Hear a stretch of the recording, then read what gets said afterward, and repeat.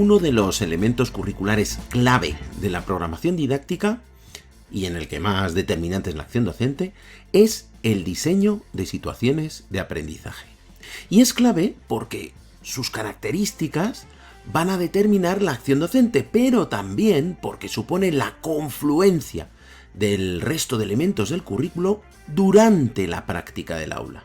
Es decir, que en las situaciones de aprendizaje el docente adapta el currículo al contexto de su nivel de concreción curricular y para ello une la realidad del aula con todos los elementos del currículo. Une la actividad del alumno con las competencias, los saberes básicos, los criterios de evaluación, los descriptores, etc. Si a ello le sumamos que estas situaciones son las que marcarán el camino del aprendizaje del alumnado, parece claro que se trata de un aspecto fundamental. No es tarea fácil, ya lo aviso, tenemos un vídeo larguito por delante, porque se trata de encontrar la coherencia total entre todo lo que hemos ido seleccionando del currículo hasta el momento. Espero que también te parezca como a mí también, además, muy apasionante, porque es el momento del diseño didáctico donde el docente tiene mayor influencia. Vamos a ver si podemos plantear de forma comprensible cómo diseñar estas situaciones de aprendizaje de la mejor manera. En vídeos anteriores ya hemos tratado qué son las situaciones de aprendizaje y cómo se abordan, pero para asegurarnos que las diseñarás coherentemente con la ley, vamos a comenzar por recordar qué son. Vamos a recordar qué son y también lo que no son, porque en muchas ocasiones se confunde con una unidad didáctica y en realidad una situación de aprendizaje es un elemento curricular más, que con el resto que la componen construyen una unidad didáctica. En alguna ocasión he visto que se habla de situaciones de aprendizaje como la actualización de las unidades didácticas. Yo creo que no es así, y si quieres recordar cuáles son esos elementos, pues consulta el vídeo sobre los elementos curriculares que tengo publicado tanto para educación infantil como para toda la educación básica, es decir, primaria y secundaria obligatoria. Bien, los reales decretos que establecen las enseñanzas mínimas en cada etapa definen de manera diferente en su anexo correspondiente qué son las situaciones de aprendizaje, pero podemos hacer un resumen partiendo de ambas, diciendo que una situación de aprendizaje es una propuesta pedagógica que permite al alumnado construir su conocimiento de manera autónoma y experiencial. Parte de sus intereses de forma contextualizada, estimulante y significativa. Pero bueno, quizá una definición es insuficiente para comprenderlo, así que vamos a intentar desarrollarlo un poco. Por lo tanto, vamos ahora a reconocer las principales características que debe reunir una situación de aprendizaje. Estas características son prácticamente iguales para infantil que para primaria y secundaria obligatoria. Pero como en la ley aparecen ciertos matices, vamos a ver ambas. Comenzaré por delimitar las características de toda la educación básica y luego complementaremos con las peculiaridades de infantil, pero tomaremos también como base esta de la educación básica. Y para empezar, podemos decir que una situación de aprendizaje debe proponer un espacio, un momento, una acción que conduzca al alumnado a poner en práctica todo lo que sabe. Y cuando digo todo lo que sabe, es porque se conecta directamente con los saberes básicos. Recuerda, los contenidos, lo que el alumno debe aprender. Y se trata de que poniendo en práctica todo lo que sabe, desarrolle las competencias clave y por lo tanto específicas también. De esta forma hemos llegado al primer momento que es fundamental para el docente al preparar situaciones de aprendizaje, que será imaginar, diseñar situaciones que impliquen una adecuada adquisición de las competencias, que permitan al alumno que las desarrolle adecuadamente. Quizá es más adecuado. Así que lo primero que debemos considerar es que las actuaciones que propongan, lo que propongamos, esas acciones, tengan la más estrecha relación con las competencias clave. Y por lo tanto también con las específicas, o mejor dicho al revés. Como te he explicado en vídeos anteriores, si lo hacemos desde abajo arriba, ¿no? Que tengan mayor relación con las específicas y por lo tanto en ascenso en esa cadena las clave. Las tareas y actividades que diseñemos en las situaciones de aprendizaje deben ser significativas y relevantes. ¿Y cómo lograr que sean significativas y relevantes? Pues proponiéndolas de forma que tus alumnos deban encontrar la manera de resolver problemas. Si puedes, además, de forma creativa y cooperativa. Pero problemas suficientemente importantes para ellos, que les lleve a implicarse, y si podemos también contactar sus emociones, mejor todavía. Por ejemplo, para primaria la ley dice explícitamente que deben hacerlo reforzando la autoestima, la autonomía, la reflexión y la responsabilidad. Y por si fuera poco, también se nos pide que el método parta de las experiencias propias del alumnado. Bueno, en realidad, ¿qué nos está pidiendo la ley con todo esto? Desde mi punto de vista, claramente, que evitemos la exposición magistral, que evitemos una mera transmisión de contenidos. La ley nos está empujando a alejarnos de la enseñanza tradicional, a proponer espacios, escenarios, ambientes, circunstancias, condiciones, momentos, representaciones, proyectos, casos, efectivamente, lógicamente, que sean propicios para el aprendizaje. Y en esos espacios, en esos escenarios, ambientes, proyectos, tal, el alumno aprenderá de manera activa, muchas veces de manera autónoma, aunque le guiemos. ¿El docente qué va a hacer? Pues preparar esos espacios, esos escenarios, ambientes, etc. Y así se libera de la explicación y durante la práctica del aula puede supervisar el proceso de aprendizaje y a guiar a su alumnado. Por lo tanto, no se trata de mandar un proyecto que hagan en casa, tienen que hacerlo en el aula, para que el docente pueda guiar y supervisar, como acabo de decir. Es decir, que la ley nos conduce a dejar de ser un emisor de contenidos y convertirnos en un facilitador del aprendizaje. Las situaciones de aprendizaje deben ser efectivas y estar contextualizadas, y para ello se deberá buscar que sean cercanas a las experiencias del alumnado y a su manera de acercarse a la realidad, que le sean cercanas a lo que conoce, a su vida, a sus necesidades. Así que debemos hacer ver al alumnado cuál es la utilidad directa de lo que va a aprender o de lo que está aprendiendo, para qué le va a servir, cuál será su utilidad. Pero también intentaremos que, bueno, en la medida de lo posible, seleccione de su entorno lo que le resulte más atractivo y así podremos partir de sus centros de interés y por lo tanto mejorar su motivación por el aprendizaje.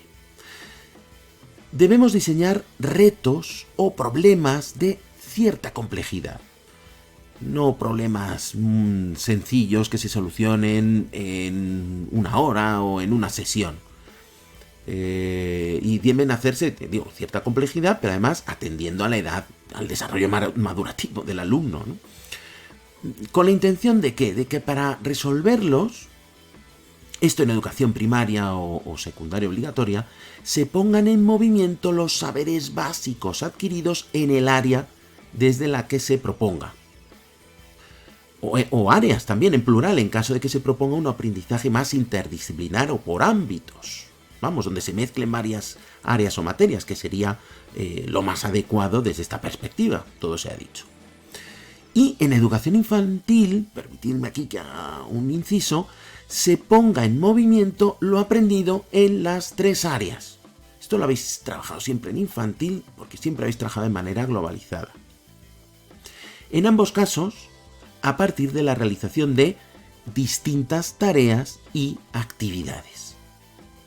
Esas tareas y actividades las tendremos que preparar y serán, por lo general, pues resolver un reto y que va a implicar la adquisición de nuevos aprendizajes. Bueno, también se pueden proponer ciertos retos que refuercen lo aprendido o que profundicen en lo que ya conocen o acaban de aprender, o que planteen situaciones desde otras ópticas, etc.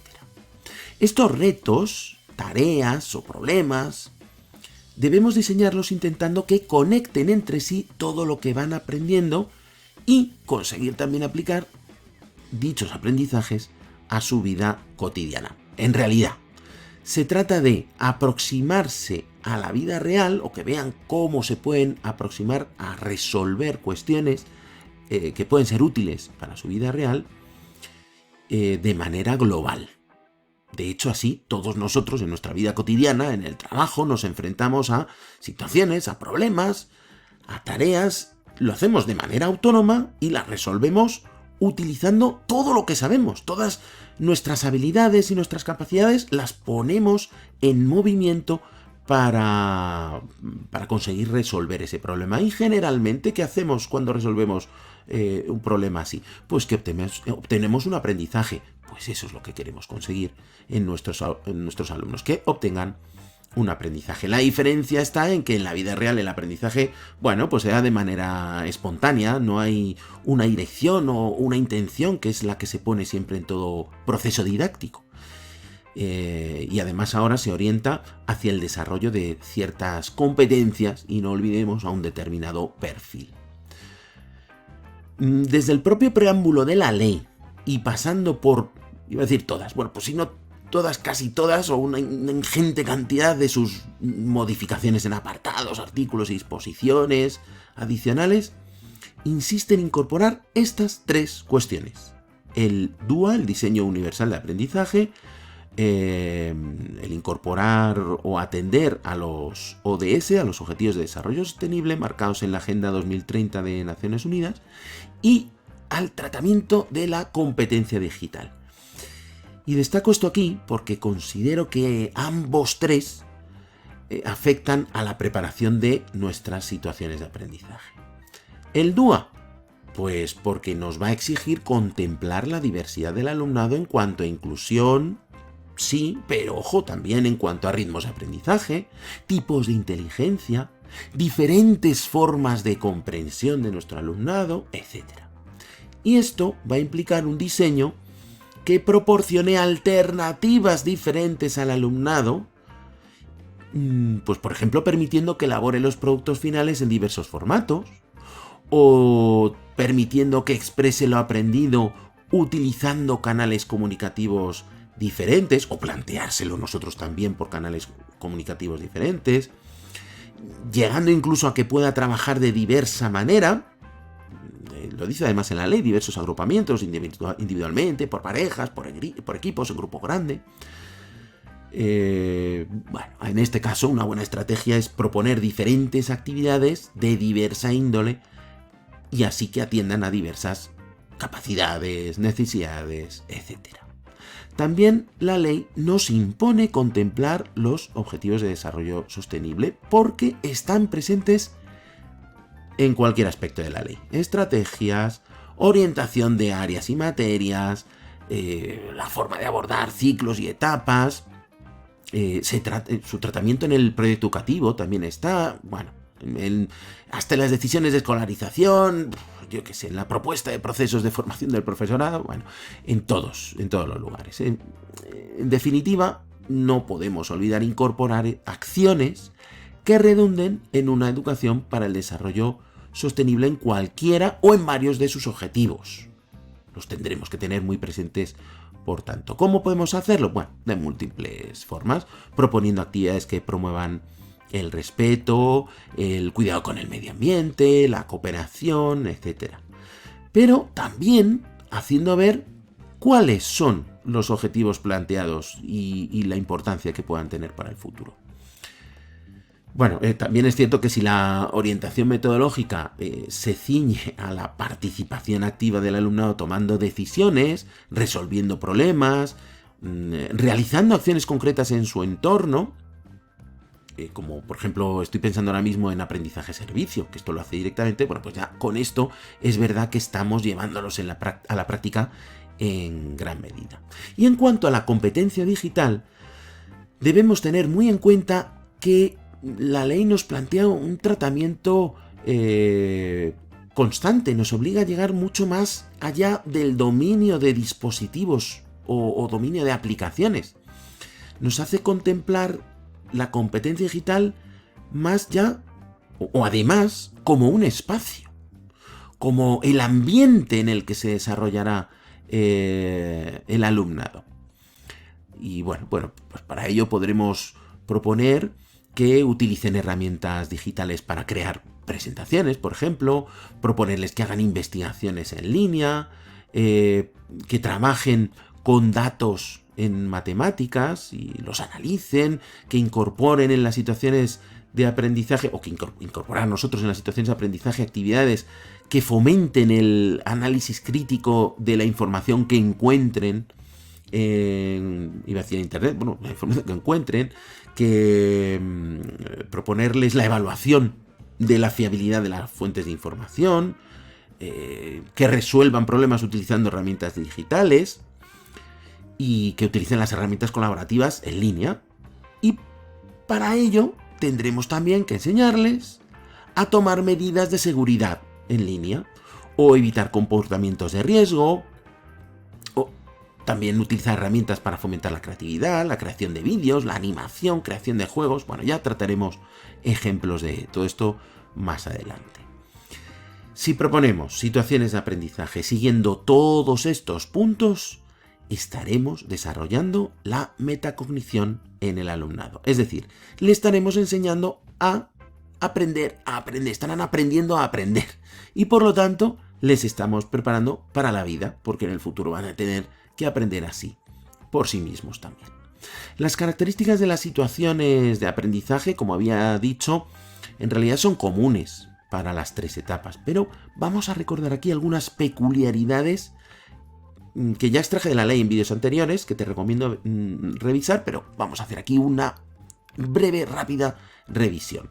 Los dos primeros puntos ves que son comunes, por lo tanto no incido más en ellos. Y en este tercero, vemos que en lugar de hablar de tareas contextualizadas y cercanas, como veíamos antes, habla de la realidad cotidiana del alumnado. Bueno, en realidad es lo mismo, porque la pretensión infantil es que las situaciones de aprendizaje, dice la ley textualmente, permitan la transferencia de los aprendizajes adquiridos a la resolución de un problema cotidiano del alumnado al que va dirigido. Es decir, que debemos preocuparnos por permitir al alumnado que observe la utilidad directa de lo que está aprendiendo.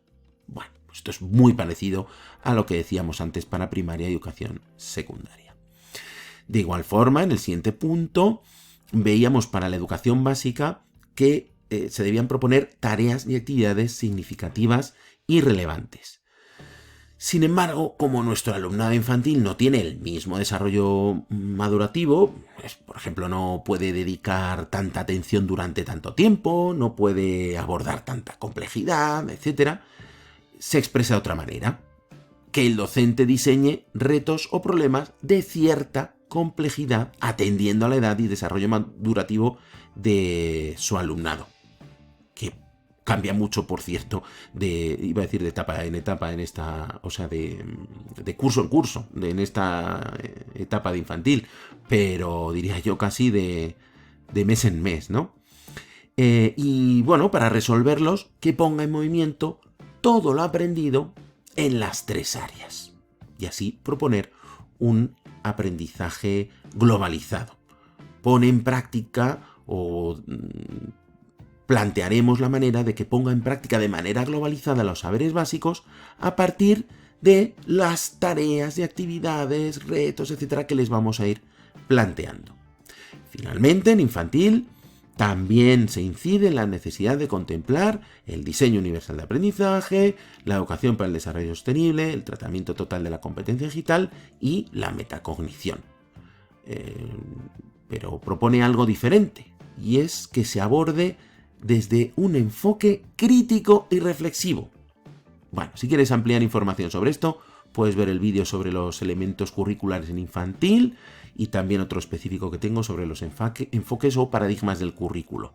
Y verás que es muy curioso esto que dice la ley. Ahora, de manera común para las 3 etapas, vamos a detallar las condiciones en las que deben desarrollarse las situaciones de aprendizaje. La primera de ellas es que en una misma situación de aprendizaje debemos proponer en diferentes momentos diversos tipos de agrupamientos, grupo grande, grupos pequeños, por parejas, pero también individualmente. ¿Esto para qué? Pues para que el alumnado pueda asumir diferentes tipos de responsabilidades. Esto fundamental, pero también para que aprenda a lograr los retos planteados o los retos que les planteemos actuando de manera cooperativa en diferentes agrupamientos. En consonancia con las inteligencias múltiples y con el DUA, también se debe intentar que el alumno utilice, dice la ley textualmente, diversas formas de producción e interacción oral mediante diversos soportes y formatos, tanto analógicos como digitales. Por último, las situaciones de aprendizaje, dice la ley que deben contemplar cuestiones relacionadas con el interés común, la sostenibilidad, la convivencia democrática, etc.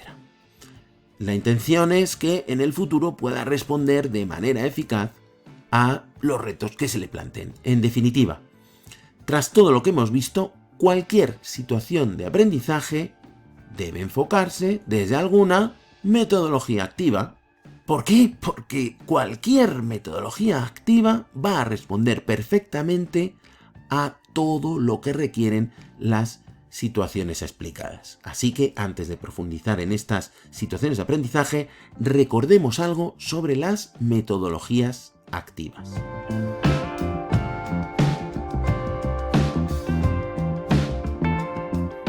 La ley no establece orientaciones metodológicas concretas, pero como hemos visto, sí conduce hacia las metodologías activas, yo diría clarísimamente. Por una parte, porque hemos visto que hace el énfasis en la adquisición de ciertas competencias imposibles de desarrollar con metodologías tradicionales, pero es que además las características que acabamos de ver de las situaciones de aprendizaje solamente pueden ponerse en práctica desde unos modelos metodológicos activos, que basen el aprendizaje en la experiencia de primera mano, en la investigación, en el trabajo autónomo, en el trabajo autorregulado, en el aprendizaje en equipo, o colaborativo, o cooperativo. En realidad, esto no son más que la lógica evolución de todas las propuestas de las pedagogías contemporáneas, sobre todo de la escuela nueva de finales del 19 y principios del 20, no es otra cosa. Pero, ¿cuáles son estas metodologías que parecen tan coherentes con la ley y sobre las cuales se basarán nuestras situaciones de aprendizaje? Pues, por ejemplo, vamos a recordar, que ya las vimos en otro vídeo, pero vamos a recordarlas aquí, el aprendizaje basado en proyectos, donde equipos de alumnos colaboran en la realización de un artefacto final y ese mismo proceso de diseño y construcción les sirve para comprender los saberes básicos y a la vez desarrollar las competencias. También es coherente la metodología del aprendizaje basado en problemas y también el método de aprendizaje mediante casos, son muy similares. En ambos se plantean situaciones que el alumnado debe resolver y solamente descubriendo nuevos contenidos y aplicando los conocimientos adquiridos de manera global y de manera conjunta, logrará encontrar las respuestas, logrará proponer y seleccionar soluciones. Como no citar el aprendizaje cooperativo, donde equipos de alumnos generan una interdependencia positiva entre sí cuando aprenden unos de otros, cuando descubren el entorno, cuando descubren los saberes básicos, cuando generan los aprendizajes. Incluso la Flipped Classroom, que en realidad se basa en la transmisión de conocimientos. Lo que pasa es que lo hace fuera del aula, mediante un vídeo, se recomienda inferior a 15 minutos, pero luego utiliza el tiempo de aula para, eso sí, tras resolver las dudas, aplicar a un contexto simulado, o incluso puede ser real, ¿por qué no?, los conceptos aprendidos desde la teoría en ese vídeo de casa. Propuestas metodológicas como las de Freinet o Helen Parkhurst con el método Dalton vuelven a estar de completa actualidad cuando buscamos un desarrollo metacognitivo que solamente la autorregulación puede conseguir. Así que te invito a revisar estos autores, que son de siglo, ya te digo, finales del 19, principios del 20. Como también lo es Montessori, que parte del aprendizaje puramente activo y autónomo desde la manipulación de materiales específicamente creados para el aprendizaje y que seguramente conoces no solamente en infantil, sino también en primaria. ¿Cuál más? Pues por ejemplo el aprendizaje por rincones, que implica una forma de aprender autónoma y por descubrimiento cuando dejamos distribuidos por el aula espacios que sean favorables para el aprendizaje de ciertos ámbitos que seleccionemos en función de los saberes básicos que queramos desarrollar. Y bueno, pues a esos espacios se acerca a cada alumno de motu propio y les vamos dejando hacer según su criterio, sus preferencias, sus gustos, aunque eso sí, siempre tendremos que plantear unos mínimos, un cierto control de lo que se va haciendo. Podemos establecer ciertas guías. También podríamos considerar las ventajas que aporta el aprendizaje basado en pensamiento, porque lo que hace es que mediante la organización del pensamiento, el establecimiento de rutinas de pensamiento y el desarrollo de destrezas de pensamiento, pretende conseguir un pensamiento eficaz que permita al alumnado llegar más allá en los aprendizajes, comprender cuestiones más complejas e incluso también desarrollar un espíritu crítico. Otra propuesta organizativa es la incorporación de grupos interactivos. ¿Qué es lo que hace fundamentalmente? Pues contar con colaboradores externos, generalmente familiares, pero podemos buscar alternativas como por ejemplo voluntarios, que guían el aprendizaje de pequeños grupos de alumnos en el aula, bajo la coordinación, eso sí, y supervisión del docente. Y de esta manera, pues el docente tiene una libertad valiosísima para atender al alumnado de forma individualizada y personalizada de verdad. La propuesta de lo que se han llamado paisajes de aprendizaje, que se basa en las teorías la teoría de las inteligencias múltiples, y en esta lo que se hace es exponer diferentes itinerarios o diferentes alternativas de trabajo, diferentes tipos de actividad que elegirá el alumnado para adquirir los conocimientos. Pero no se detiene ahí, porque además cruza las inteligencias con la taxonomía de Bloom. Esto lo verás representado, te invito a que lo busques en dos ejes que se conjugan como en una matriz, y entonces pues para resolver un enigma o un producto final, pues tienen que o tendríamos que diseñar diferentes tipos de actividades que cumplan con ambas entradas de estos ejes, ¿no? Por un lado con la taxonomía de Bloom y por otro lado con las inteligencias múltiples. Bueno, esto no profundizo más aquí. Recuerda que te invito a que veas esto, como también te invito a que veas Freinet o el método Dalton, porque conecta bastante con ellos y con el aprendizaje basado en proyectos también incluso.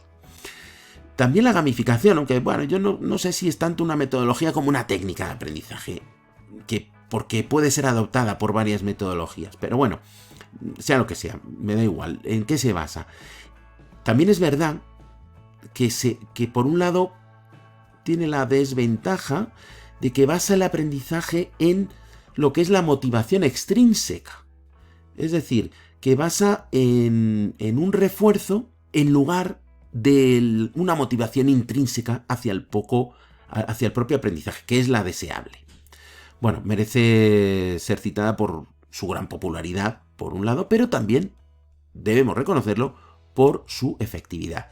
Recordemos en qué consiste en esencia, por si alguien no lo conoce, en basar el aprendizaje en el juego y en la experiencia, ofreciendo al alumnado recompensas diferentes que satisfarán a los diferentes tipos de jugador descritos por la teoría, que te invito también a mirar para no extendernos más aquí.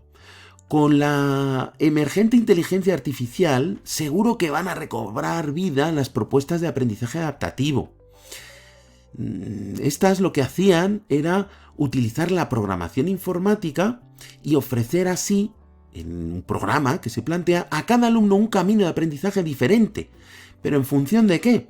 De lo que va recopilando poco a poco de cada alumno, para empezar al principio, pero también el programa informático según va progresando el alumno en ese programa informático que le está proponiendo un aprendizaje, porque va aprendiendo sus hábitos de aprendizaje, sus habilidades, sus fortalezas, y como lo va aprendiendo durante el camino, pues está adaptándose constantemente y por lo tanto personalizando un camino de aprendizaje único para cada alumno.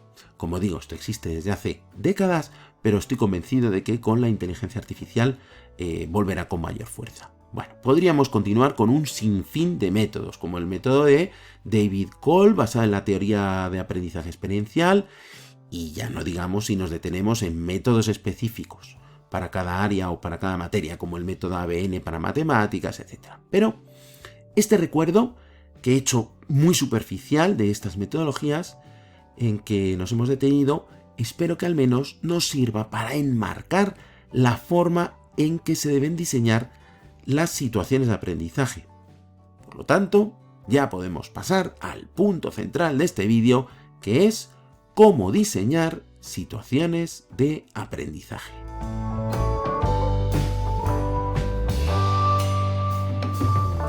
Vamos a recordar el resumen de los pasos que ya expliqué en vídeos anteriores sobre la programación didáctica con la LOMLOE. Si no los has visto, te recomiendo que lo hagas antes de continuar, porque son conocimientos previos fundamentales para comprender y aplicar lo que voy a explicar ya de aquí en adelante. Pues bien, en ese vídeo comentaba que para programar nuestra unidad didáctica podíamos comenzar por cualquier elemento curricular. Como se trata de una ley competencial, muchos proponen comenzar por las competencias, pero a mí, particularmente, me gusta comenzar por lo que van a aprender mis alumnos en esa unidad didáctica, que son los saberes básicos. Y por eso te recomendaba empezar por aquí, eligiendo de la ley los que consideramos adecuados y suficientes para el momento en el que se encuentra nuestro alumnado. Incluso recuerda que podríamos modificarlos en cierta medida. Por ejemplo, eligiendo solamente una parte, adaptándolos a nuestra realidad, al proceso en que se encuentran inmersos nuestros alumnos, etc. Para eso estamos en nuestro nivel de concreción, tenemos esa capacidad dentro de nuestro nivel de concreción curricular.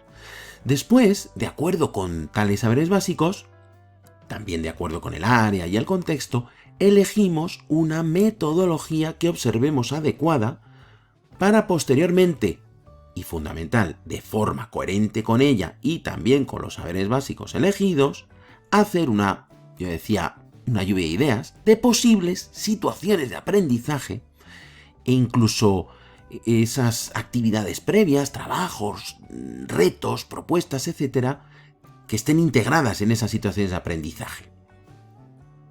En ese vídeo decía que simplemente lo hacíamos para dejarlas en forma de borrador, porque después podríamos mejorarlas, completarlas gracias a las ideas que se nos irán ocurriendo al trabajar los elementos curriculares posteriores que ahora vamos a ver. Y esa estrategia además mejorará la coherencia interna del diseño. Bueno, tras esa lluvia de ideas, lo que te proponía era elegir de entre los criterios de evaluación que encontramos para ese área y ciclo, los que observáramos que se ajustaban a los saberes básicos seleccionados, los que eran coherentes con ellos, pero también con las situaciones de aprendizaje propuestas. En ese proceso de elección de criterios de evaluación, encontraríamos ya nuevas ideas que nos servirían para enriquecer las situaciones de aprendizaje ideadas con anterioridad.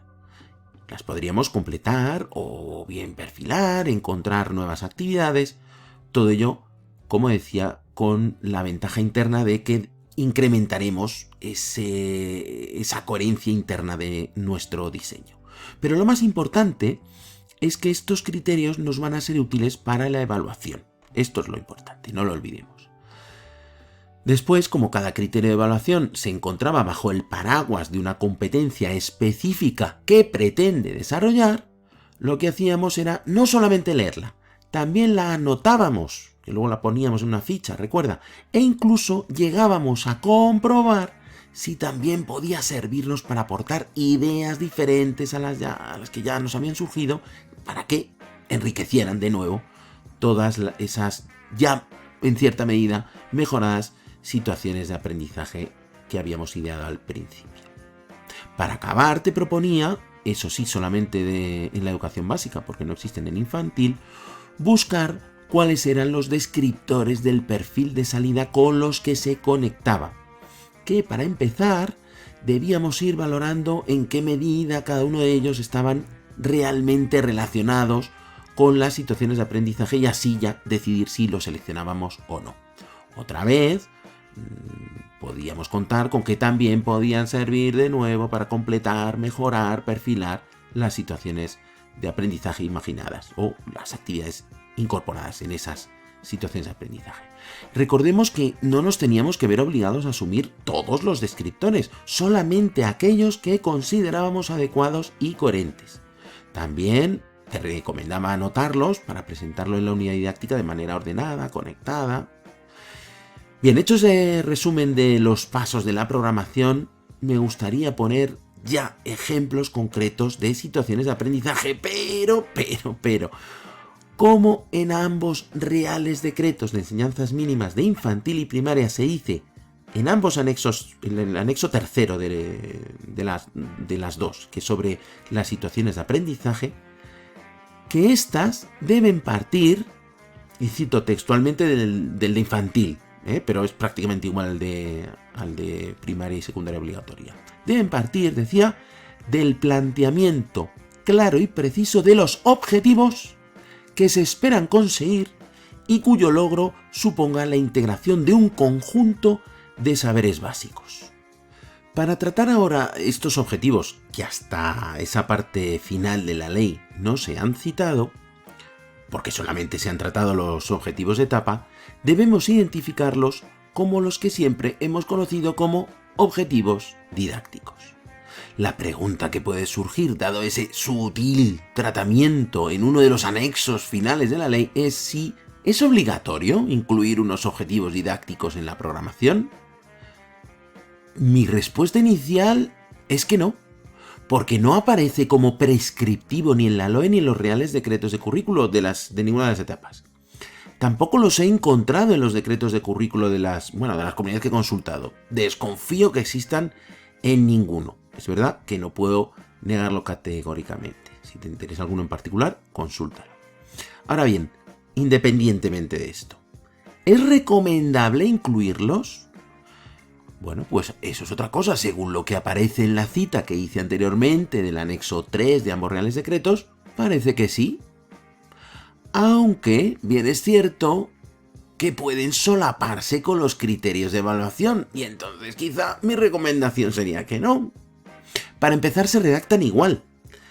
Si la ley habla textualmente de objetivos claros y precisos, es que se refiere a objetivos específicos, o incluso podrían ser hasta operativos. Y recordemos rápidamente, ¿cómo se redacta un objetivo específico? En infinitivo, unívoco, referido al alumno y en hecho observable, y construido con un único verbo. Además, es muy recomendable contemplar en conjunto la taxonomía de Bloom. Ahora bien, también en este momento deberemos añadir que deberá relacionarse con los saberes básicos y descriptores. Bueno, descriptores solo si estás en educación básica. ¿Y con qué es lógico que también se relacione? Pues con los criterios de evaluación, porque serán estos los que utilizaremos para evaluar. Sin embargo, recordemos que los criterios de evaluación se redactaban expresando un proceso y la capacidad que debe adquirir en infinitivo, a lo que se le añade lo que el alumno debe aprender en sustantivo y en un contexto o modo de aplicación expresado en gerundio. Como vemos, son de redacción similar y por ello puede llegar a ser redundante incluir esos objetivos didácticos. Veámoslo en este par de ejemplos de criterios de evaluación. Estos son criterios de evaluación. El primero de primaria y el segundo de infantil. No te recuerdan a los objetivos específicos, pero eso sí, redactados con más de un verbo y con la existencia de enlaces, que eso quitarían esa característica de unívocos que decíamos antes. Cabe entonces ahora una pregunta. ¿No podríamos tomarlos como referencia para redactar unos objetivos didácticos? Bueno, pues mi recomendación iría por ahí. Si quieres incorporar unos objetivos didácticos, bueno, si quieres o si te obligan, porque he visto que para las oposiciones de ciertas comunidades autónomas se piden, o puede que el inspector de tu centro te lo exija, o yo que sé qué casos se pueden dar. La cuestión es que mi estrategia, lo que yo te recomendaría sería tomar como referencia los criterios de evaluación elegidos en tu propuesta didáctica para redactar los objetivos didácticos de la situación de aprendizaje en cuestión. Es decir, que deberíamos comprobar, además de que su redacción sea correcta, que concreten y contextualicen las competencias específicas que se darán cita en la situación de aprendizaje que estás diseñando.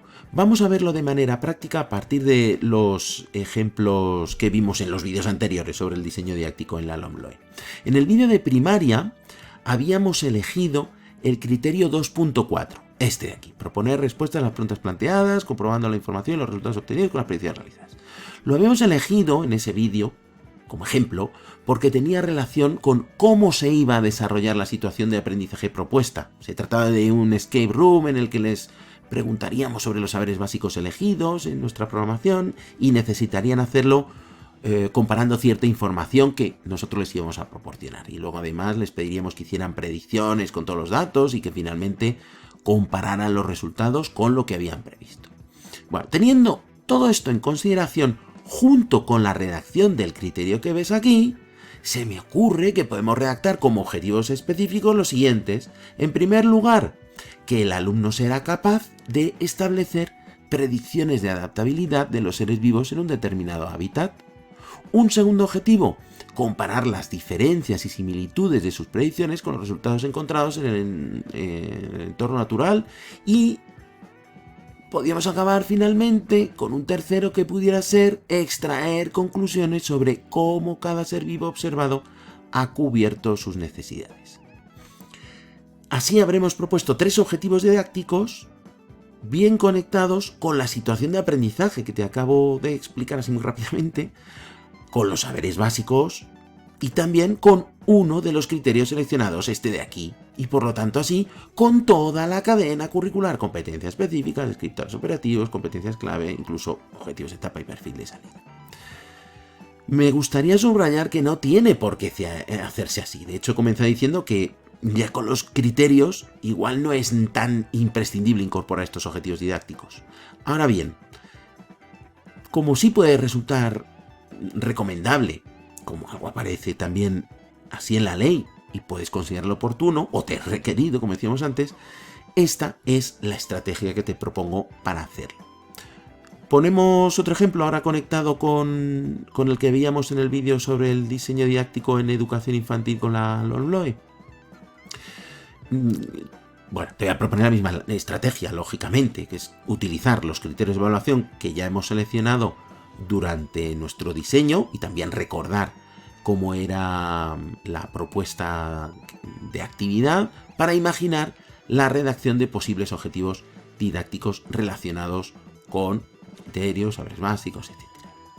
Recordemos que en el ejemplo que ponía en el vídeo decía que propondríamos una web quest y la web quest consistiría en preparar la maleta para un supuesto viaje que iban a hacer los alumnos y para ello tendrían en cuenta el clima del lugar, las estaciones, la ropa de cada estación, etcétera. Vamos, lo que iban a aprender, los saberes básicos que iban a desarrollar. Y para tal proceso elegíamos varios criterios. Uno de ellos era este, porque la situación cotidiana era elegir la ropa más adecuada y además esto, en esa actividad lo propondríamos que lo iban a hacer en equipo. Se me ocurre que de ahí podríamos proponer como primer objetivo didáctico que el alumno sea capaz de ofrecer su ayuda a los demás para diferenciar la ropa de invierno de la de verano, Otro, pedir ayuda a los compañeros para decidir qué se meterá en la maleta. Y por último, encontrar los beneficios de la cooperación y la ayuda entre iguales. Algo que no he dicho en el ejemplo anterior, pero recuerdo ahora y creo que es importante, es que este es un buen momento para volver a enriquecer nuestra situación de aprendizaje, igual que hicimos en pasos previos, y así mejorar la conexión y coherencia con la propia actividad, con las instrucciones que demos, con los pasos que propongamos, los comentarios que hagamos, etc. Todo esto que digo de las instrucciones, los pasos que propongamos, o comentarios incluso que hagamos, voy a intentar explicarlo con un ejemplo con este objetivo recién redactado. Durante la actividad podemos sugerir a nuestros alumnos, chicos, quien lo necesite, puede pedir ayuda a los compañeros de otros equipos para decidir qué ropa elegimos. O, por ejemplo, finalizar la situación de aprendizaje con una asamblea en la cual les pidamos que valoren si a alguien le ha ayudado otra persona y cómo se han sentido entonces, si les ha servido, en qué medida, si el resultado ha sido mejor, etc. Bueno, yo creo que con esto ya hemos cerrado todo lo necesario sobre cómo diseñar adecuadamente todos los elementos curriculares, incluidos esos posibles objetivos didácticos. Ahora ya podemos meternos en materia y por fin iniciar el diseño de nuestra situación de aprendizaje. Para no reiterar lo que ya hemos visto en el vídeo anterior sobre el diseño didáctico, tanto de infantil como en el de educación básica, voy a centrarme ahora en ofrecerte ideas concretas, ejemplos que cada uno deberá basar en y proceder de acuerdo a la metodología seleccionada. Por eso los ejemplos que dé ahora deberán observarse como ideas a desarrollar en torno a una situación que el docente imagine, a un proyecto a elaborar o a su producto final, la resolución de un caso, la resolución de un problema, etc. Otra advertencia que hago es que las ideas serán a veces muy generales o no van a ser específicamente para una etapa o para un curso o para un área en concreto, así que te ruego que tomes la esencia de cada idea y luego ya tú la vas a adaptar a las peculiaridades de las edades de los alumnos con los que trabajas, los saberes básicos que propongas, etc. Por último, ten en cuenta que para llegar a estos productos finales deberás proponer actividades previas. Recuerda que toda situación de aprendizaje contenía varias acciones, actividades más concretas, más pequeñas. Y estoy hablando de actividades, acciones y no explicaciones. Porque deben ser tareas activas que empujen al alumno a buscar, a investigar, a encontrar por sí mismo, a discutir con sus compañeros y aprender de ellos, a manipular, a hacer, etc. Y que esas acciones ya conduzcan a tu alumnado a adquirir los saberes básicos que le permitan llegar a ese producto final desarrollando las competencias.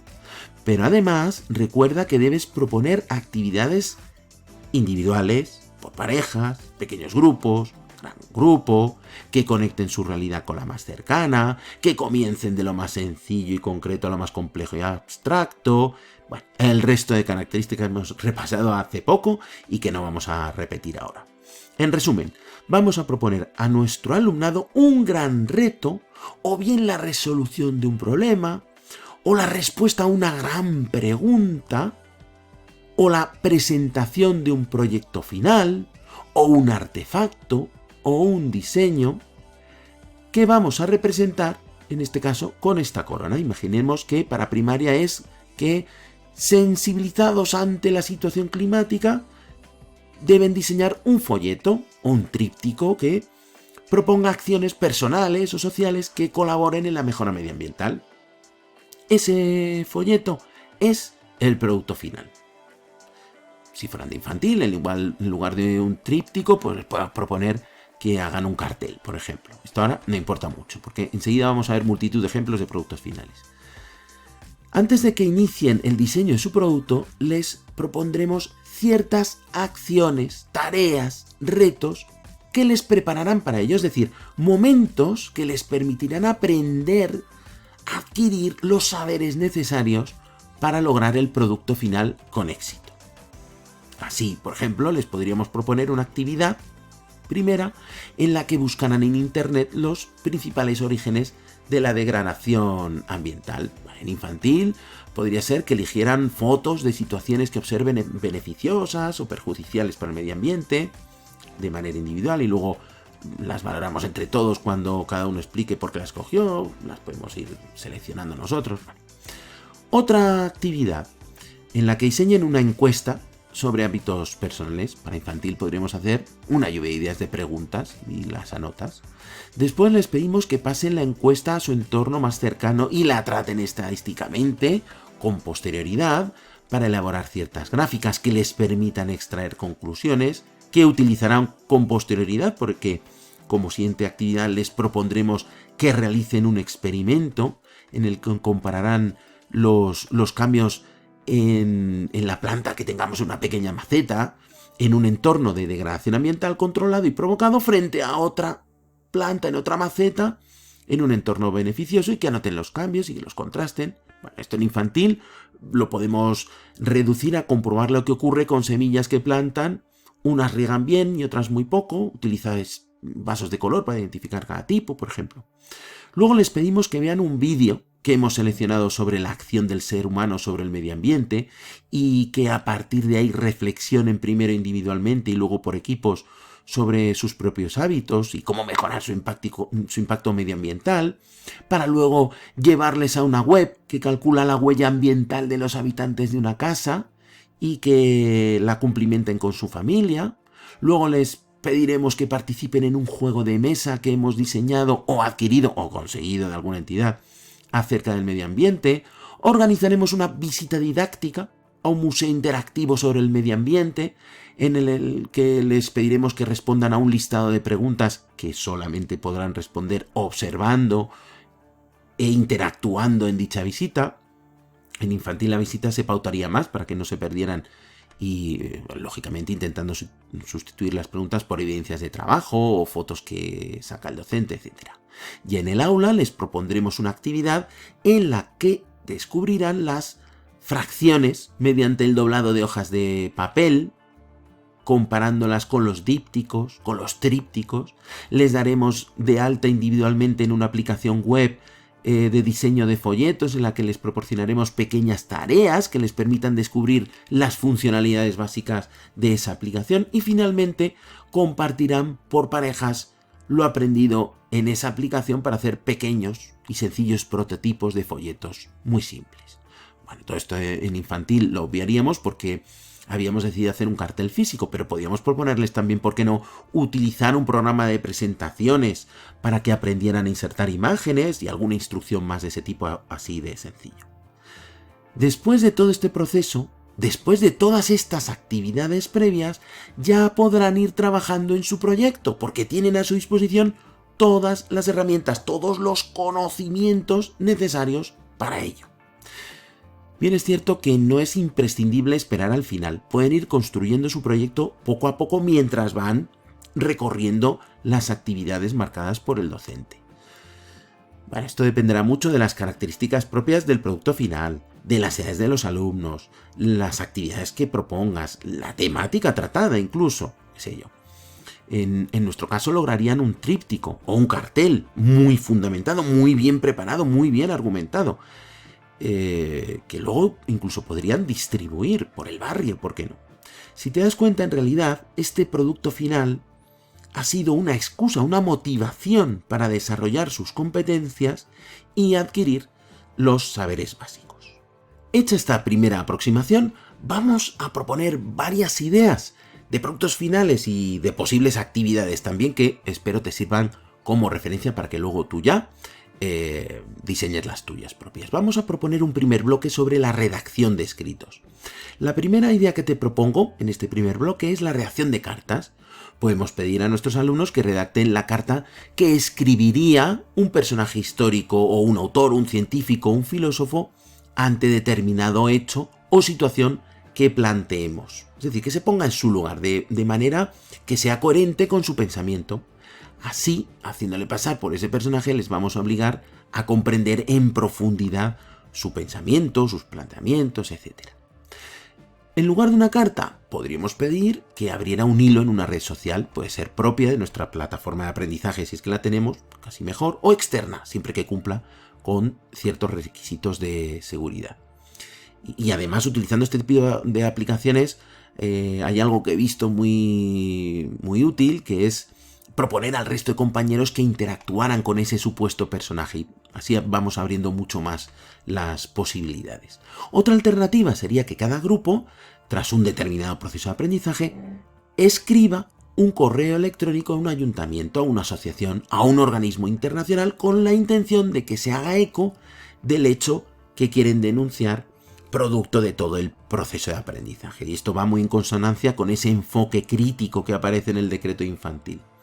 Claro que en esta etapa la carta podríamos sustituirla por un podcast o por un vídeo. Estos ejemplos seguro que te están recordando, como a mí, a la técnica de la correspondencia escolar de Freinet.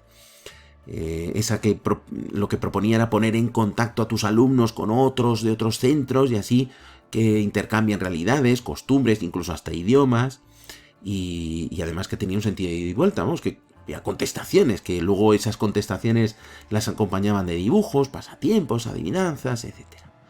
Bueno, simplemente recordarlo porque, ¿por qué no retomarlo ahora esta técnica tan adecuada? Estos productos finales pueden ir precedidos de pequeñas actividades como la búsqueda de los elementos que componen una carta, tipos de carta, apartados de una carta formal. Si hablamos del aspecto digital, pues la netiqueta de los correos electrónicos, todas estas cosas que tienen que estar relacionadas con el formato, pero también con el contenido. Actividades que supongan la búsqueda del pensamiento del personaje, si es que se elige esa fórmula, las distintas administraciones públicas, sus cometidos, dependencias, etc., así como otras organizaciones como ONGs y asociaciones, y, como no, estrategias de redacción, la construcción de oraciones, los tecnicismos, etc. Cabe casi todo. Cómo utilizar un lenguaje no sexista, el uso del impersonal, el uso de la pasiva, en definitiva, cualquier aspecto de la lengua que pretendamos que trabajen, que mejoren o que incluso descubran por primera vez. Y todo esto evitando explicar los contenidos en la medida de las posibilidades, porque esto supondría un aprendizaje pasivo, tradicional, y lo que pretendemos es que aprendan desde la práctica. Así que tales actividades deberían orientarse hacia la búsqueda autónoma, la investigación, etc. Bueno, siempre podemos presentar ciertas pistas, como enlaces, documentos, textos, vídeos, páginas web, cuestiones que les puedan guiar, que les puedan facilitar la búsqueda. Todo es cierto en la medida que consideremos necesario, porque en función de sus edades, capacidades, conocimientos previos, el grado de autonomía que dispongan, incluso también, ¿por qué no?, del tiempo que tengamos nosotros, ya que a mayor autonomía, mayor tiempo necesitaremos, pues proponerles más o menos de estas pistas. Y quizá me he detenido demasiado en describir la carta como ejemplo, porque podemos encontrar muchos otros ejemplos descritos, como podría ser pidiendo a nuestro alumnado que redacte un informe o una valoración de algo relacionado con los contenidos que ha observado. Puede ser a partir de actividades previas, como la visita a un museo y toma de datos de un elemento concreto de ese museo, una conferencia, un vídeo de internet, la lectura de un texto. Oye, ¿por qué no? La visita virtual a un museo 360 grados, o mejor aún, el uso de alguna aplicación de realidad virtual o de realidad aumentada, su observación, utilizándola y toma de datos de lo que están observando. Puede ser algo menos complejo o ambicioso, si queremos, pero también muy efectivo, como es el análisis de una imagen. Puede ser una imagen de una expresión artística, pero también una imagen que demuestra el producto de la acción de un personaje sobre la población, sobre la historia. Puede ser a lo mejor la foto de la repercusión de una acción sobre la naturaleza o sobre el entorno más cercano. la observación del experimento, durante el cual, mientras se va produciendo, se vaya anotando todo para un posterior análisis, o mejor incluso, la realización de ese propio experimento, que redacten las observaciones durante el mismo, que posteriormente elaboren un informe, que lo evalúen, que tomen la frecuencia con la que se produce un determinado hecho y luego elaboren estadísticas, elaboren gráficos, etc. También, en torno a los escritos como producto final, podemos plantear el diseño de un folleto. Y para conseguirlo, podríamos proponer antes actividades que trabajen cuestiones tales como formas de doblar folletos, las fracciones, las proporciones. Esto lo poníamos antes como ejemplo muy rápidamente, ¿no? Pero, bueno, ¿por qué no también estilos de redacción de folletos, el lenguaje de la imagen? Derechos de autoría de imágenes, cómo utilizarlos correctamente y cómo no. Todo lo relacionado con el contenido que se explique en ese folleto, que puede conjugar tanto contenidos de tipo conceptual, es decir, los más relacionados con la dimensión cognitiva de las competencias, con otros más de tipo actitudinal. Esto, por ejemplo, puede ocurrir si el folleto explica la forma correcta de reducir, reutilizar y reciclar, que para llegar a trabajar las actitudes medioambientales han tenido que tratarse también cuestiones como qué es cada R de estas que acabo de decir, las plantas de reciclaje, qué es el compost, por ejemplo, tipos de materiales naturales y artificiales, etc. Siguiendo este ejemplo, una actividad podría ser una web quest, por poner un ejemplo que cambie un poco de registro de los que hemos hecho hasta ahora. Y en esa web quest se les puede preguntar qué son las 3 Rs, qué ejemplos son capaces de poner de reducir, reciclar y reutilizar, qué es una planta de reciclaje, cómo funciona, la ubicación de la más cercana a su población, qué tipos de materiales existen y qué efectos en el uso de cada uno encuentran sobre el medio ambiente. Podríamos proponer una pregunta acerca de cuánto agua consume de media cada individuo o familia, y para ello deberán haber trabajado con anterioridad las unidades de capacidad, y a lo mejor experimentan primero con vasos y jarras y luego hacen cálculos con garrafas, con cisternas de váter.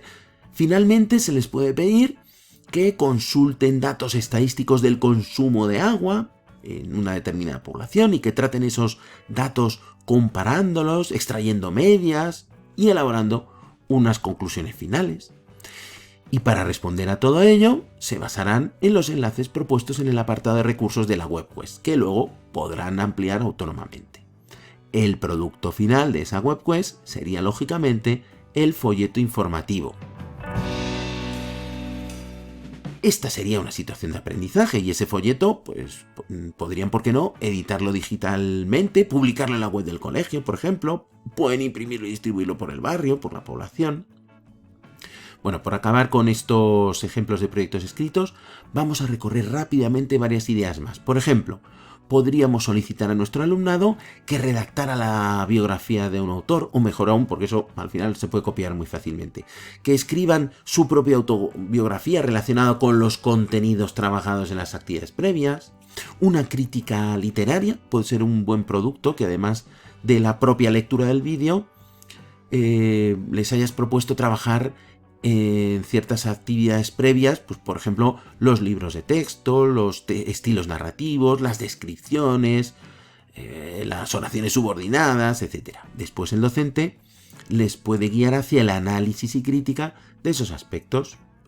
Esto lo digo porque una crítica literaria puede ser muy sencillo encontrarlo por internet y copiarla, pero no ya esto, que además supone cierta profundización. Además, podríamos proponer la lectura de relatos cortos y pedir una comparación, que no tiene por qué detenerse en el contenido, puede profundizar también en la forma, el estilo, etc. Y lo mismo con cortos cinematográficos. Ahora en internet encontramos cortos de entre 3 y 6 minutos, de acceso libre, gratuito y de gran calidad. Te invito a buscarlos. Eso sí, para ello habrán participado en actividades previas. Imaginemos que les has propuesto una de pequeño grupo en la que deben encontrar, con una técnica de aprendizaje cooperativo, diferentes estructuras narrativas. Luego, cada equipo deberá contrastar con el resto de equipos para enriquecerlas, exponiendo en gran grupo para luego, de manera individual, realizar una actividad en la que cada alumno encuentre al menos una historia, puede ser en formato vídeo, cuento, relato corto o incluso, ¿por qué no?, un videojuego, un ejemplo de cada estilo. Cada alumno te entrega estos ejemplos que evalúas, corriges e integras en una wiki o en un mural digital para que pueda acceder a él toda la clase. No tienen por qué acabar aquí las pequeñas actividades de aprendizaje previas al producto final. Son solo un ejemplo. Como también es un ejemplo de producto final que diseña una encuesta. Para elaborarla deberán antes haber realizado pequeñas actividades que les descubran las peculiaridades de los contenidos con los que va a tratar esa encuesta. Quiero decir que no es lo mismo preparar una encuesta sobre un aspecto político, ideológico o filosófico que sobre el conocimiento que tiene la población sobre un determinado tema o sobre actitudes o sobre hábitos de lo que sea. En función de cada cuestión habrás propuesto a los alumnos actividades previas en las que descubran cosas diferentes. Fíjate cómo insisto en que descubran cosas y no que les expliques cosas, porque en una situación de aprendizaje tienen poca cabida las explicaciones teóricas del profesor. Puede haberlas, pero mejor tratar de evitar las explicaciones teóricas.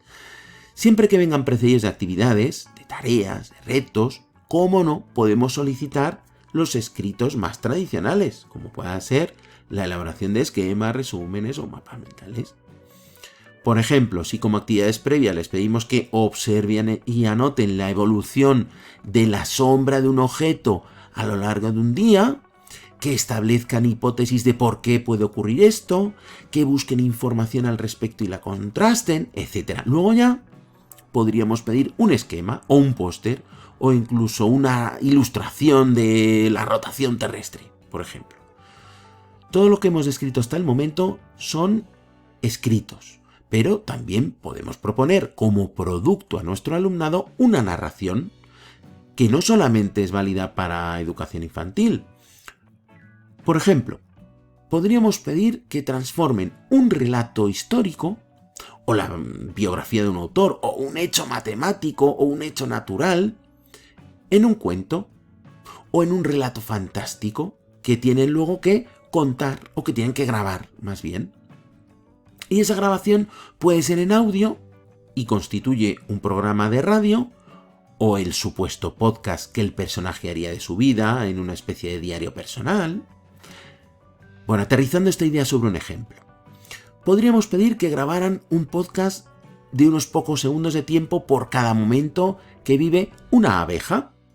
Y un narrador en primera persona, poniéndose en el papel de abeja, quiero decir, explica cómo se comunica con sus compañeras, cómo busca comida, qué comida busca, cómo la encuentra, cómo la extrae, cómo la lleva al panal, qué hace con ella, cómo la transforma, para qué la utiliza, cómo comunica el lugar de la comida al enjambre, cómo se defiende de una amenaza, etc. Otro ejemplo del podcast, la narración de cómo se enfrenta un panadero a su día a día, decidiendo cuántos panes y bollería preparar en función de ciertas gráficas de consumo, qué precios poner en función de los costes, etc. Y para ello, previamente habrá tenido que realizar ciertas actividades que le permitieran interpretar gráficas, hacer operaciones combinadas, hallar los múltiplos o los divisores de un número, etc. Si les pedimos que como actividad final preparen una cuña de radio sobre, por ejemplo, donación de sangre, les podríamos haber pedido como actividades previas el cálculo de la cantidad de masa de sangre, capacidad de las bolsas de sangre, el cálculo de precio de cada bolsa de sangre a partir de los costes de material, de recursos humanos, transportes, manipulación, etc. Pedirles que valoren cómo se relacionan la ética, la empatía, la colaboración con el tema, que encuentren cuáles son los componentes de la sangre y sus funciones, etc. El tratar estas narraciones como producto final me conduce a proponerte, quizá también como una forma de narración, la presentación oral de productos en vivo en el aula. Es decir, que podemos aprovechar la oralidad en directo, sin necesidad de grabar nada. Algo que me gusta mucho como producto es la preparación de un debate, porque implica un tipo de pensamiento de orden superior, según la taxonomía de Bloom. Quiero decir, que para que un alumno pueda exponer un punto de vista argumentado, para que pueda tomar postura sobre un determinado tema o discutir de un tema, no solamente debe recordarse y comprenderse ese tema. Se necesita un dominio sobre el mismo y se evalúa muy sencillamente por observación. Podemos plantear como reto a nuestros alumnos su participación como expertos del tema en cuestión en un supuesto debate televisivo. El debate puede empezar y terminar en una sesión solamente, una sesión de clase. Pero para prepararlo, les podemos pedir previamente que, de manera individual, traten de responder a una serie de preguntas que deben encontrar en Internet y que en su conjunto suponen lo básico del tema, para posteriormente contrastar las respuestas con un compañero, por parejas, y seguidamente proponer pequeños grupos de debate por equipos de 4 que no solamente les permita prepararse para el debate final, sino también para encontrar nuevos argumentos y contraargumentos, posicionarse, provocar nueva búsqueda de información, de datos, etc. Si evaluamos todo este proceso, es decir, que estamos muy atentos a lo que van buscando, lo que van encontrando, controlamos los pequeños pasos que dan, etc., tendremos tanta información de cómo evolucionan en su aprendizaje que seguramente el producto final ya nos va a dar poca información porque vamos a tener muy claro lo que cada uno ha conseguido aprender. Y he recordado el debate en primer lugar como forma de presentación oral, pero cómo no considerar cualquier fórmula de presentación del producto que ha sido elaborado con anterioridad. Me refiero a utilizar como medio la presentación de diapositivas, un cartel, un mural, un presupuesto. Por ejemplo, podríamos proponer a nuestro alumnado que elabore el presupuesto que necesitan para comer equilibradamente en su casa. Para ello les propondremos como actividades previas, por ejemplo, una primera actividad en la que deban contrastar diferentes pirámides de alimentación saludable, que les permitan luego elaborar críticamente una propia. Después podrían ver un reportaje sobre la dieta saludable y tras su visualización lo analizarían intentando encontrar sus diferencias con las noticias. Encontrar los verbos que aparecen tras redactar las acciones saludables que realizan, etc. También consultar los precios de un mismo producto en diferentes supermercados online, aprovechando para analizar las marcas, encontrar estudios sobre el consumo medio de cada habitante en su entorno, etc. Para finalmente exponerlo en público. Como ves, aunque una situación de aprendizaje puede conformarse desde un solo área, aquí te estoy proponiendo intervenir en la resolución del problema desde diferentes áreas, para adecuarnos mejor al espíritu de la ley. En infantil, el abordaje es mucho más lógico hacerlo de manera globalizada siempre desde las 3 áreas.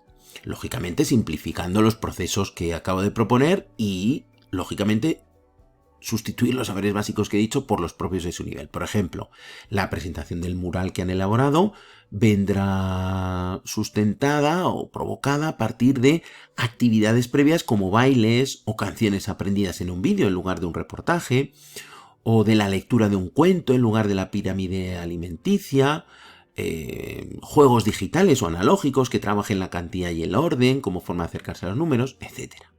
Y ya que hemos hablado de infantil, tradicionalmente es en esta etapa donde más hemos utilizado las representaciones como proyecto final. Pero no son nada desdeñables sus virtudes en todas las etapas posteriores. Porque ¿y si les pedimos que representen una obra de teatro o un musical? Y para ello deben antes haber trabajado en actividades o retos previos ciertos movimientos corporales imprescindibles para la representación, el ritmo, la expresión oral, etc., pero también las construcciones gramaticales utilizadas, o tipos de interjecciones que aparecen en el texto, o el contexto social, o el contexto histórico en el que se desarrolla la acción. Y si les pedimos mayor implicación para que diseñen sencillos decorados y así trabajen álgebra mediante un proceso guiado de modelización, pero también trabajar los números decimales, las estimaciones y aproximaciones, estrategias de cálculo mental, etc. También podemos proponer como producto final la participación en un concurso oral, puede ser individual o por equipos o ambos, y ese concurso podría estar guiado por cualquier recurso digital. Ahora son muy atractivos y muy sencillos de diseñar, pero también puede ser analógico. Y es más, puede ser muy participativo. Imagina que pides a tus alumnos que por equipos preparen pequeños problemas y que incorporen su resolución final, y que esos problemas requieran lo aprendido en un área en concreto o en varias áreas.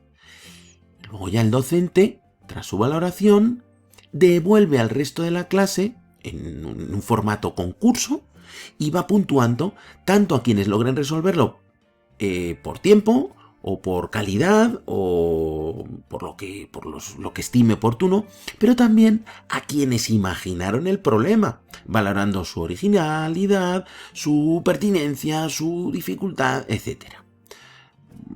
Para esta idea lo primero que se nos viene a la cabeza puede ser proponer problemas matemáticos y cómo resolverlos mediante cálculo mental, por ejemplo. Pero debemos abrir la mente, no solamente a cada área independientemente, sino a problemas más holísticos, que integren saberes básicos de varias disciplinas. Y si queremos gamificarlo, podríamos incluir diferentes tipos de recompensa para cada tipo de jugador, no solamente en este producto final, sino durante todo el proceso de tareas y retos previos, durante el cual podemos plantearles rankings, puntos de control a superar, chats para compartir experiencias, partes ocultas para descubrir en el juego. Es decir, tomar en consideración todos los tipos de jugador que existen en la gamificación. Otra idea que te doy es proponer a nuestro alumnado que consiga entrevistar a alguien de mayor o menor relevancia, porque podrían encontrar seguro entre sus familiares a personas con vivencias dignas de mención. Pero antes de hacerlo, deberán preparar esa entrevista con ciertos pasos previos, como descubrir las peculiaridades de la profesión de a quien van a entrevistar, o el contexto histórico del personaje, o el contexto social en el que ha vivido, cuestiones de relevancia que podría resolver el entrevistado, curiosidades, etc. También podríamos proponerles como objetivo la transformación de un escrito en algo más visual. Por ejemplo, podríamos pedirles que realizaran una versión visual de un poema de un determinado autor. Para impulsar su creatividad podríamos imponer ciertos condicionantes. Sabemos que cuantos más condicionantes, más tenemos que activar la creatividad. Bueno, pues por ejemplo les podemos pedir que el dibujo o el collage o cualquier técnica de representación gráfica se haga con el estilo imperante en el contexto del autor, o en función del contenido del poema, o bien que represente alguna característica propia del autor, los materiales que se utilizan o la forma de hacerlo, etc. Antes de ese trabajo podemos requerir a nuestros alumnos un estudio previo del contexto o del autor además de la lectura y el análisis de la obra, etc. Si no quisiéramos centrarlo tanto en el área de lengua o comunicación, podríamos pedir que el producto final fuera un poema creado por los propios alumnos acerca de los contenidos que tratemos, desde educación física hasta matemáticas. Y así lograríamos trabajar los contenidos desde cualquier área o materia.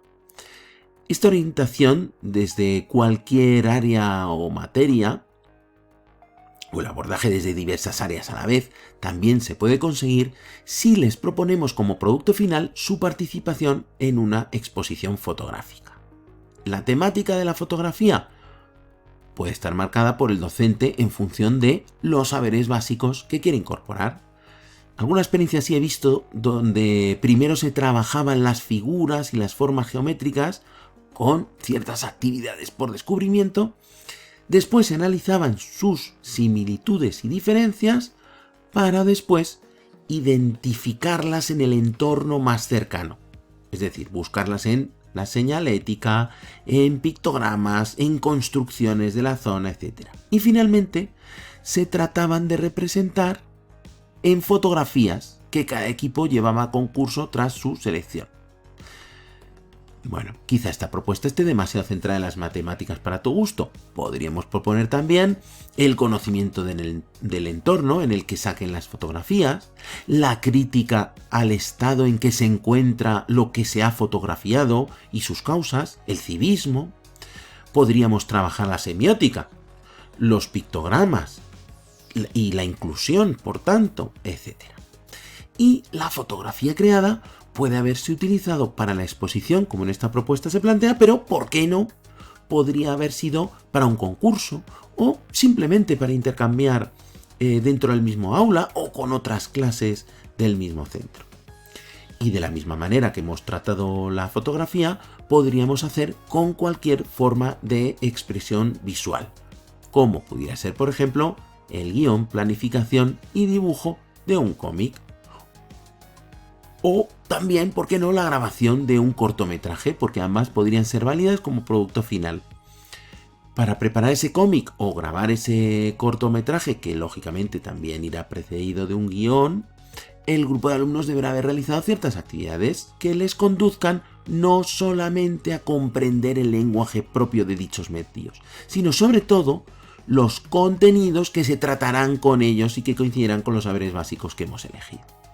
Y pensando en propuestas de expresión visual, se nos pueden ocurrir infinidad de ellas de tipo digital. Claro que el cómic también podría ser digital y un corto siempre lo va a ser, ¿no? Pero bueno, pueden ser infografías, líneas del tiempo, etc. Todo ello de manera tradicional, es decir, lo podemos hacer analógicamente, pero también en muchas ocasiones hacerlo con recursos digitales. Y ahora que estoy pensando tanto en el entorno digital, vamos a encontrar multitud de posibilidades y alternativas en él. Por ejemplo, podemos proponer a nuestro alumnado el diseño de realidad aumentada o realidad virtual, o el diseño mediante un lenguaje de programación. Los hay muy sencillos y visuales para los más pequeños hasta muy complejos. Podríamos utilizar la robótica desde infantil, o el diseño de un sitio web o un blog. Podemos utilizar también desde lo más sencillo, como es la aplicación de plantillas prediseñadas en plataformas de construcción de sitios web, pasando por editores de sitios web, hasta hacerlo con código de lenguaje de programación, ¿no? Esto ya para los más talluditos. La temática, los contenidos que el docente pretenda trabajar. Como actividades previas, todo lo relacionado con la competencia digital que deberán desarrollar para trabajar en el entorno digital que hayamos escogido. Y además, con todo lo relacionado con los saberes básicos que se pretendan tratar. Como siempre, lo recomendable es que ese diseño sea producto del trabajo de varias áreas a la vez. Aunque no tiene por qué ser así, pero bueno, mi sugerencia es que evites la tentación de proponer que diseñan una página web o un blog sobre cuestiones muy concretas como las unidades de volumen, o la nutrición de las plantas, o las localidades y el relieve. Se puede hacer perfectamente, pero ¿por qué no proponemos algo más amplio? Mejor aún si contempla varias áreas conjuntamente.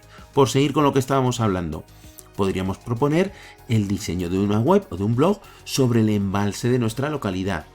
Y para hacerlo, podríamos proponerles que actividades previas que les permitan comprender el concepto de volumen y su relación con la capacidad, para poder así observar sus cambios a lo largo del tiempo, los cambios del embalse a lo largo del tiempo, que observen cómo afecta el entorno natural, su situación y en concreto a la nutrición de las plantas, tanto a las terrestres como a las acuáticas, y por supuesto la orografía propia del entorno, sus cambios, el efecto del ser humano sobre ese embalse, más productos digitales.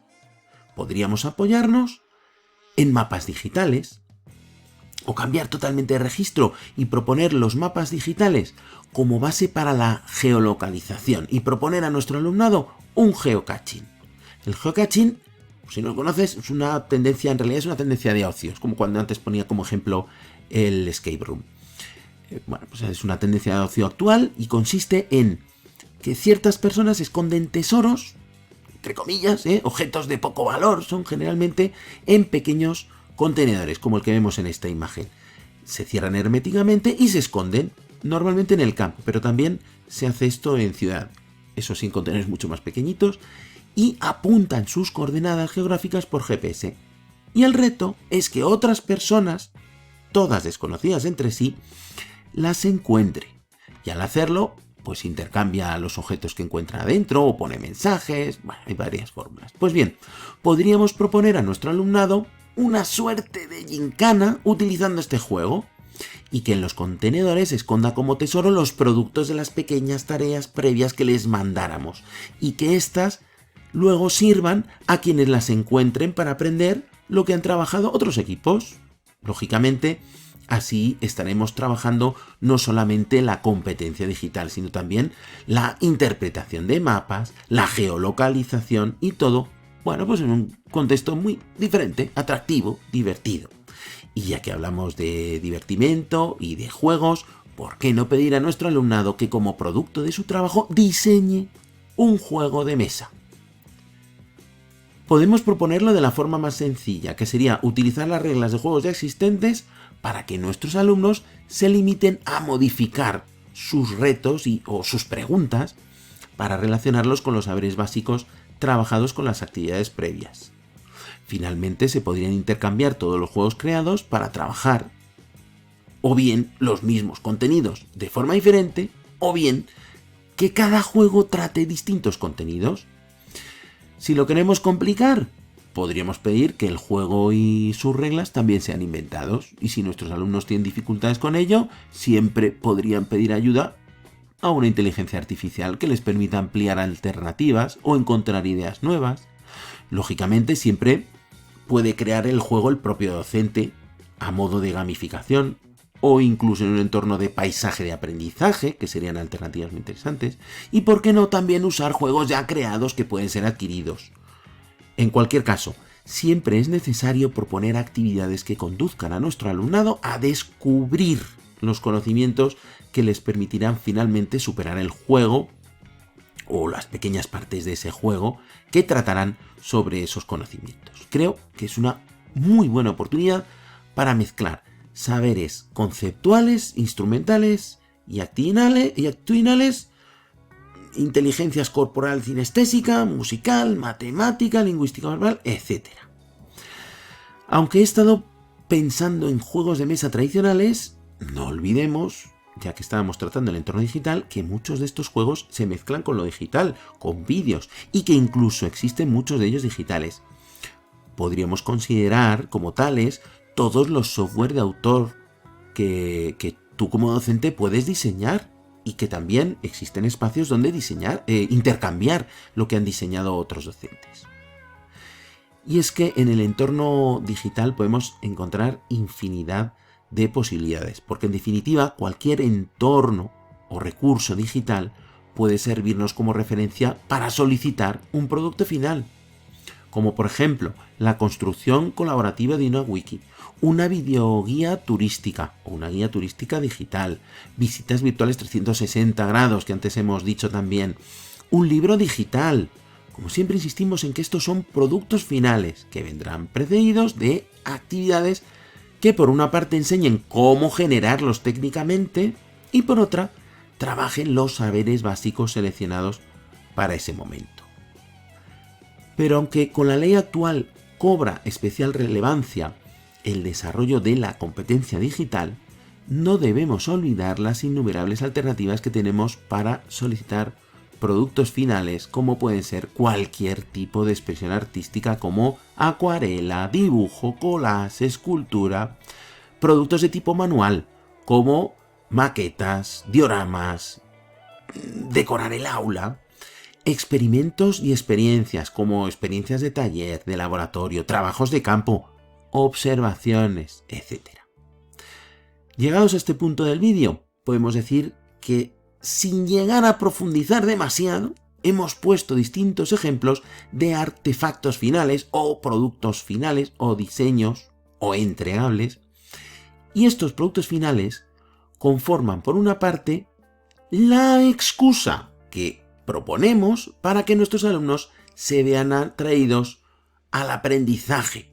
Por otra parte, para que observen la aplicación práctica que puede tener lo aprendido en su vida actual o futura, pero también para que contextualicen sus aprendizajes y sobre todo para proponer un aprendizaje holístico que integra todos los conocimientos para solucionar problemas o responder preguntas, preparándolos así a la vida real.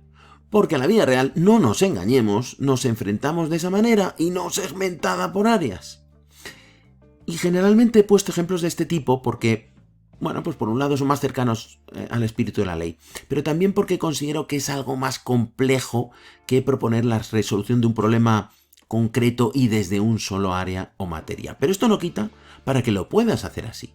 Y como seguro que en más de una ocasión vas a proponer una situación de aprendizaje desde un solo área o materia, vamos a poner un ejemplo. Imaginamos que como producto final en el área de matemáticas pedimos a nuestros alumnos la respuesta a una pregunta inicial de cierto calado. ¿Cuál es la población de nuestro pueblo o barrio en comparación con los de nuestra comarca o de nuestro distrito? Bien, pues para conseguir responderla, repito que en este ejemplo nos encontramos posicionados en una única área que es la de matemáticas. Les pediremos que visitaran la web del Instituto Nacional de Estadística y extrajeran de ahí datos de superficie y población, que posteriormente con otra actividad trabajarán el redondeo con los datos obtenidos, con otra actividad las fracciones y también la interpretación y elaboración de gráficas cuando les pidamos que transformen los datos en gráficas. Bien, como ves, lo hemos centrado todas las propuestas en el área de matemáticas. Otro ejemplo, y voy a tratar de exagerarlo más para que sirva más, si es posible. Imaginemos que les planteamos como reto que identifiquen los sentimientos humanos. Ahora poco importa el formato de producto final, cualquiera de los anteriores serviría. El caso es que nos encontramos en lengua y queremos trabajarlo solo desde ese área y no abordarlo desde las demás. Podríamos entonces pedirles que identifiquen expresiones y frases hechas relacionadas con las emociones, para luego clasificarlas. Después les pediría un análisis del tratamiento de las emociones en la poesía o en la música y cómo se expresan, para finalmente pedirles que traten de imitarlo con un producto diferente.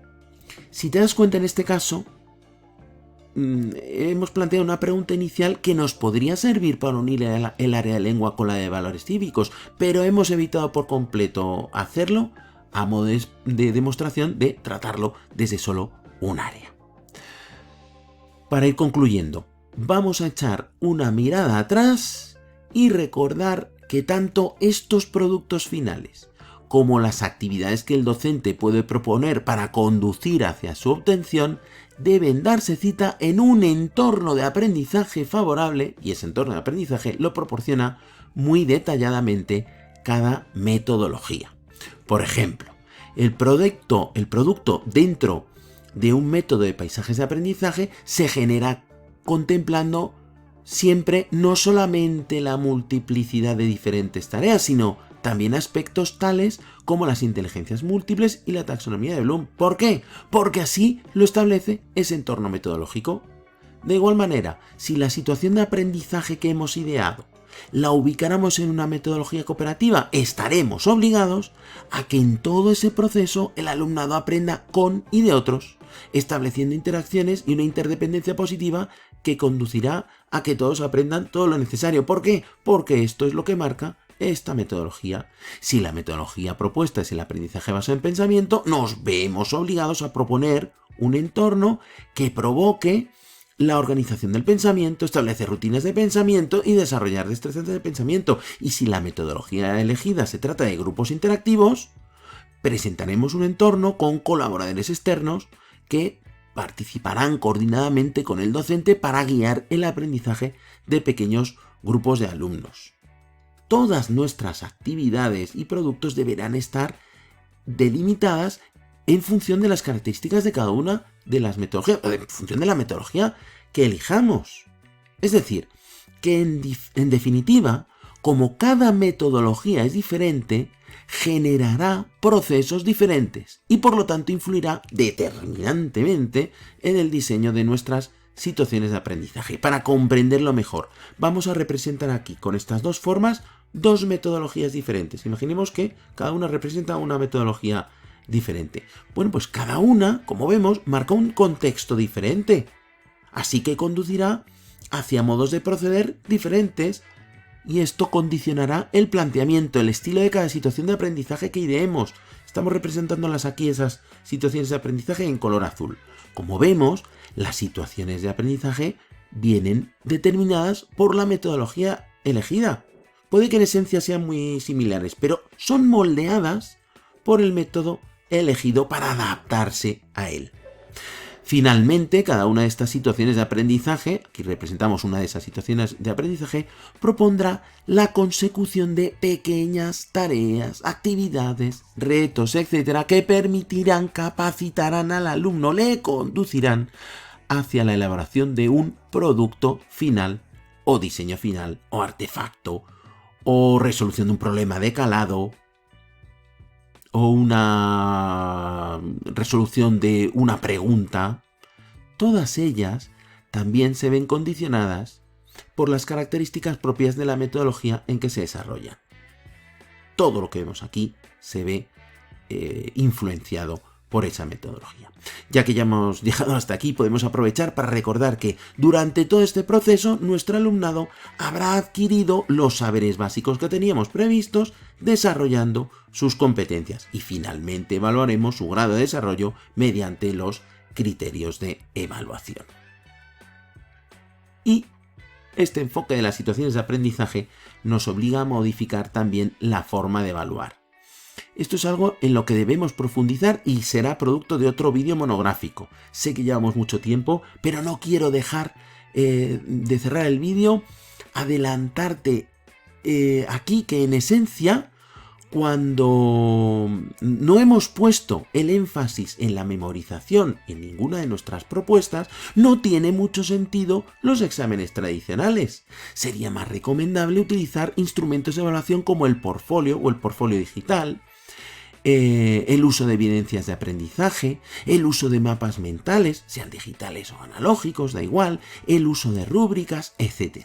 Y por supuesto, cualquier técnica de observación, como el registro anecdótico, los diarios de clase, e incluso listas de control, escalas de observación, todo ello son muy válidas desde el comienzo del proceso, durante todo el proceso y hasta llegar a su finalización, cuando el alumnado está trabajando autónomamente.